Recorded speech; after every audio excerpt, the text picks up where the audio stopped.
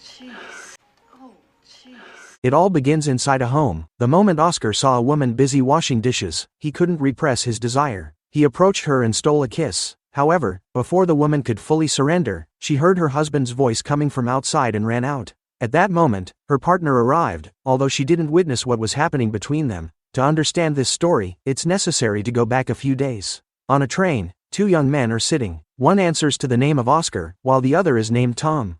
Oscar is traveling home with his friend to enjoy the holidays. During the trip, an attractive girl named Emma approaches and sits next to Oscar, wanting to talk to him and even go on a date. However, Oscar doesn't feel the slightest interest. Tom, attracted to Emma, becomes frustrated when he notices that she is only looking for Oscar. Faced with his indifference, Emma leaves, and Tom confronts him, reminding him that she's crazy about him and that he hasn't even spoken to her. Oscar, distant, insists that it's all nonsense and that love doesn't exist. After disembarking from the train, the boys take a taxi home, each in a different direction. Once home, Oscar learns that his father has remarried. His mother had died a few years ago, and now his father is with a woman named Eva. Oscar's father is a university professor, while Eva works as a doctor. Although Oscar tries to give the impression that everything is in order, inside he feels completely different. That same night, his father organizes a celebration to commemorate his son's return, and many guests attend. His father introduces him to a girl his own age. She is attractive, but Oscar shows no interest. His attention is focused solely on his stepmother, Eva. The woman Oscar used to talk about with his friend, the one who had stolen his heart, is none other than Eva.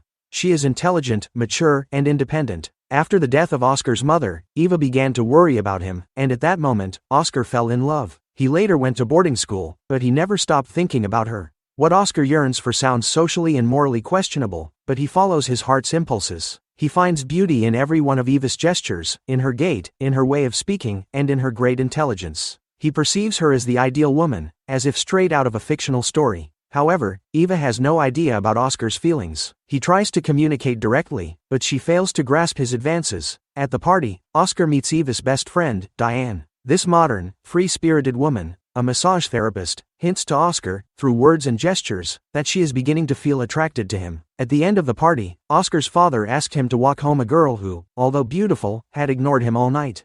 His interest, however, was focused on Eva.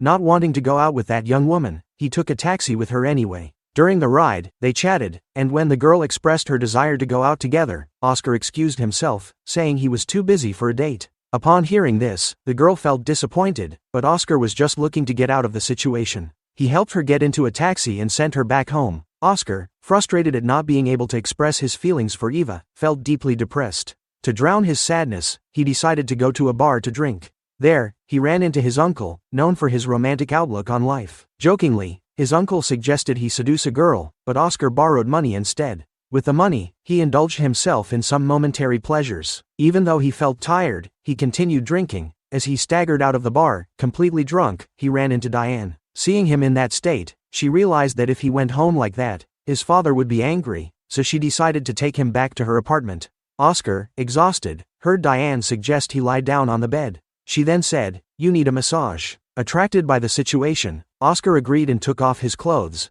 As Diane began to fondle and massage him, she felt drawn to him. Under the influence of alcohol, Oscar also began to lose control. As she massaged him, Diane moved even closer. At one point, Oscar sat down, still drunk and naked. Diane offered him some coffee, which helped him feel a little better. However, as he was drinking it, some spilled on him. Diane bent down to clean up the spill and, seeing Oscar shirtless, couldn't resist. The two became close. The next morning, Oscar woke up next to Diane and worried. What if Diane's husband showed up? Without waking her, he quietly got dressed and tried to leave. However, upon leaving the room, he ran into Diane's husband in the living room. Oscar froze, but Diane's husband assumed he had just come for a massage. Oscar was considered a good guy by everyone around him. Just as he was about to leave, Diane walked in and acted as if Oscar had only come for a legitimate massage. Later, when Oscar returned home, his father asked him, "Where were you last night?" Oscar immediately lied, claiming he was with a girl from his boarding school. Hearing this, his father felt guilty for not spending more time with his son. Soon after, Oscar realized that Eva had already left for work. He couldn't hide his feelings any longer, so he began looking for an opportunity to confess. In an attempt to surprise her, he decided to bring her lunch so they could spend some time together. Oscar began preparing lunch for Eva, and upon seeing him, his father expressed his pleasant surprise. But Oscar knew deep down that his father had no idea of the true nature of his feelings.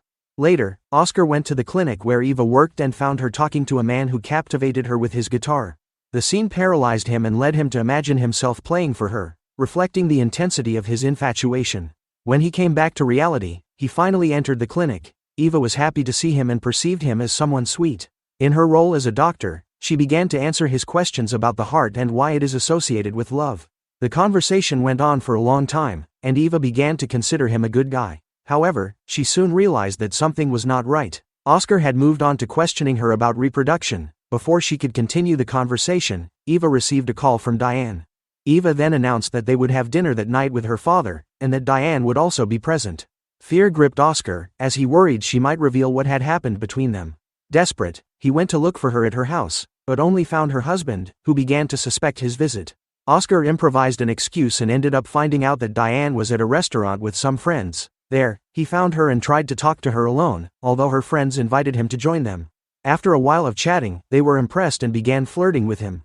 When they finally left, Oscar begged Diane to forget what had happened and not tell anyone, especially Eva. She agreed, but deep down, she wanted to continue the relationship, feeling an emotional connection she had never experienced before. Oscar, however, refused and left. Trapped in a deep internal conflict, he wanted to get away from Diane and confess his feelings to Eva. It was then that he went to his best friend's house and confessed the truth, that the woman he truly loved was Eva. His friend was shocked. Oscar also admitted that he had spent the night with Diane under the influence of alcohol, but now he wanted to end it. Upon hearing this, his friend suggested he leave Eva behind. However, Oscar paid no attention.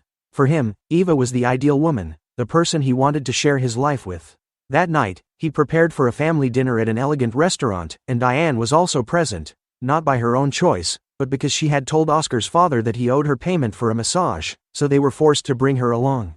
At the table, everyone began to drink, but Diane drank too much and started flirting with Oscar in French. Overcome by the fear that his secret would come out, Oscar tried to stop her, but Diane continued speaking French in front of everyone, a language incomprehensible to Eva and his father. He was afraid she would reveal the truth, and her attitude began to seem strange. When she went to the bathroom, Oscar followed her to confront her, but Diane kissed him, just as his father was watching. When discovered, Diane claimed they were in love, leaving Eva and Oscar's father astonished. They pointed out that the relationship was inappropriate due to their age difference. The next day, Eva confronted Diane, reproaching her for what had happened. But Diane confessed to being fascinated by Oscar and even insinuated that any woman, even Eva, would fall for him in the same way. Eva considered her out of her mind. Sometime later, during a tennis match, Oscar was hit on the head, and upon returning home, Eva confronted him directly.